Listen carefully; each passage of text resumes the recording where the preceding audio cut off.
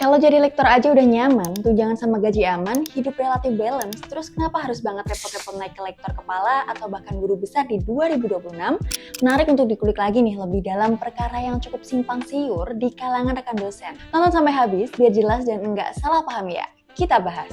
Keunggulan lektor work-life balance terbaik, kalau kita mau jujur-jujuran nih ya, ngelihat kondisi di lapangan sekarang aja, posisi lektor sering dianggap sebagai sweet spot dalam karir dosen. Kenapa sih bisa gitu? Bukannya sama aja beratnya? Coba kita lihat sama-sama realitanya dulu. Nggak terlalu berat, tapi juga nggak rendah posisinya. Kayak center aja gitu. Bahkan, bagi sebagian rekan dosen, ini adalah titik paling nyaman mungkin buat bertahan dalam jangka panjang. Secara finansialnya aja dulu, buat rekan dosen ASN dengan golongan 3C, kombinasi penghasilannya aja udah cukup stabil. Gaji pokok ada di kisaran menengah ditambah tunjangan profesi yang justru jadi komponen terbesar. Secara sederhananya, gambaran finansialnya aja kayak gini. Gaji pokok sekitar 6-8 juta, tunjangan profesi sekitar 10-an juta, lalu ada total bisa nyentuh di angka 20-an per bulan atau lebih. Yang menariknya lagi, di posisi ini, nggak ada tuh tunjangan kehormatan kayak profesor, tapi justru disitulah letak kenyamanannya. Nggak ada resiko pemotongan signifikan pas beban kerja nggak terpenuhi secara ekstrim. Dari sisi beban kerja aja, posisi lektor juga relatif lebih ringan dan fleksibel. Bisa kita lihat sama-sama nih, fokus mengajar di jenjang D3 atau S1, nggak wajib intens membimbing S2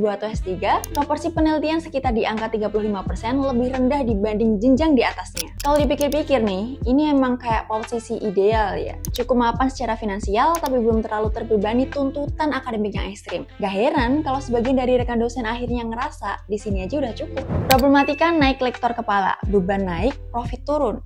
Masalah ini muncul nih pas rekan dosen mempertimbangkan naik ke lektor kepala. Secara teorinya, ini jadi langkah maju, tapi dalam praktiknya, banyak yang justru melihatnya sebagai trade-off yang enggak seimbang. Ini kemungkinannya. Secara finansial, kenaikan 4A emang ada peningkatan, tapi seringkali nggak signifikan kalau dibandingin sama lonjakan beban kerjanya. Contoh, kenaikan gaji pokok berkisaran 1-2 juta nggak selalu diikuti peningkatan tunjangan yang stabil, lalu bahkan dalam beberapa kasus, tunjangan tambahan bisa hilang gara-gara beban kerja nggak terpenuhi optimal. Tapi yang paling kerasa itu ada di perubahan beban kerja. Pas masuk ke level lektor kepala, ekspektasi langsung berubah jadi wajib ngebimbing mahasiswa S2 dan S3, terlibat sebagai penguji di berbagai jenjang, proporsi penelitian naik jadi minimal di 40%, harus mulai serius nembus jurnal internasional Scopus Q3 ke atas sebagai penulis utama. Belum lagi nih, dengan adanya kebijakan baru kayak uji kompetensi lektor kepala di 2026 yang nambah lapisan tantangan baru, kayak waktu persiapan yang nggak sedikit, biaya tambahan bisa capai jutaan rupiah, dan tekanan administratif serta akademik yang meningkat.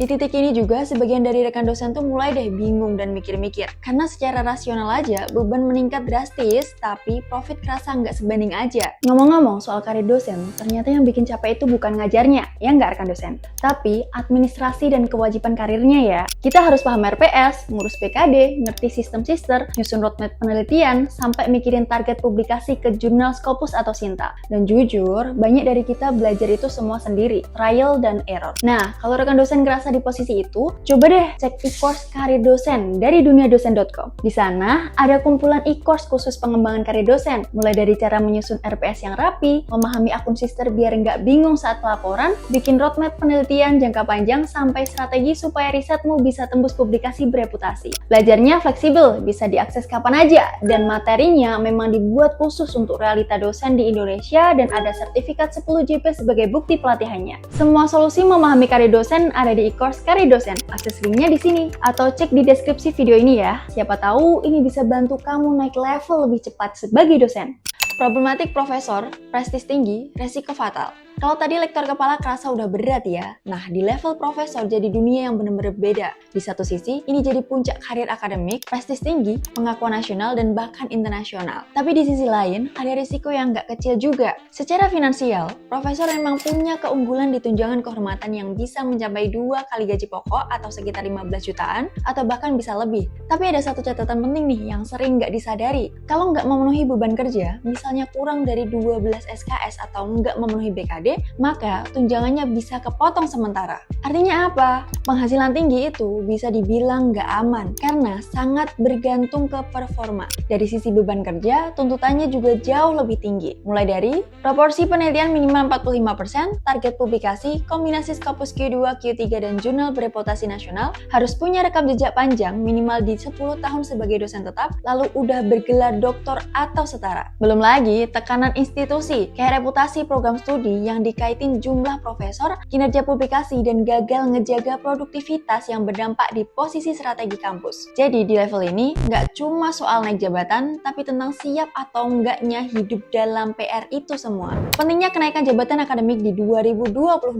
Nah, dari semua ini muncul deh satu pertanyaan besar. Kalau lektor aja udah aman, LK berat, profesor beresiko nih, kenapa 2026 ini justru jadi tahun yang penting untuk naik jabatan? Nah, di tengah perubahan kebijakan dan sistem penilaian baru, rekan dosen yang nggak bergerak justru malah sangat beresiko tinggi nih buat ketinggalan. Kenaikan jabatan bukan lagi cuma ambisi, tapi bagian dari strategi bertahan dalam ekosistem akademik yang semakin kompetitif ini. Beberapa alasan kenapa kenaikan jabatan tetap penting itu ada. Yang pertama, ada akses publikasi internasional bereputasi. Di sini, semakin tinggi jabatannya, semakin besar juga peluang kolaborasi dan akses jurnal bereputasi. Lalu ada pengembangan karir yang lebih luas. Udah pasti nih ngebuka peluang jadi reviewer, editor, sampai kolaborator riset global. Lalu ada kesempatan kolaborasi internasional. Sekarang banyak hibah dan proyek global yang mensyaratkan jabatan akademik tertentu. Potensi peningkatan tunjangan dan insentif, kayak udah dibahas sebelumnya nih, walaupun beresiko, tapi tetap ada peluang finansial yang lebih besar kalau dikelola dengan baik. Di titik ini nih, kita mulai ngelihat dilema yang sebenarnya itu bertahan di zona nyaman atau naik dengan konsekuensi yang lebih berat, tapi peluang yang lebih luas. Posisi lektor emang nyaman, bahkan bisa dibilang sangat nyaman. Tapi kenyamanan itu bisa jadi jebakan yang mematikan kalau ngebuat kita berhenti berkembang. Sementara di sisi lain, naik lektor kepala atau guru besar emang gak mudah. Bebannya nyata dan resikonya itu ada. Tapi disitulah ruang pertumbuhan terbesar muncul. Jadi, apakah masih tetap ada di posisi aman dan nyaman itu, atau mengambil konsekuensi untuk bisa lebih aman dan nyaman ke depannya?